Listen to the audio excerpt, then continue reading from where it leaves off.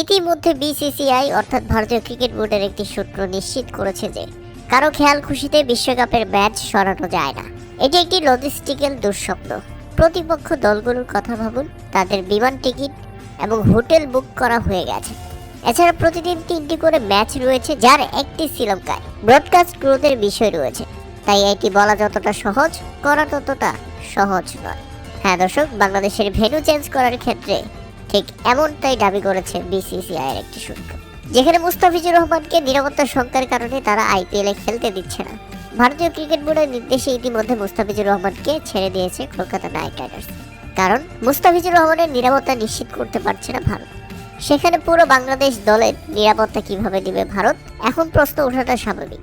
আর যখন প্রশ্ন উঠেছে, তখন তাদের বিবৃতি হচ্ছে এই: কারো খেয়াল খুশি মতো বিশ্বকাপের ম্যাচ সরানো বা ভেন্যু পরিবর্তন করা যায় না। যদি সেটাই না হবে, তাহলে তাদের খেয়াল খুশি মতো শুধু চললে তো আর আসলে হবে না। প্রিয় দর্শক, এ ব্যাপারে আপনাদের মতামত অবশ্যই আপনাদের কমেন্ট করে জানাবেন।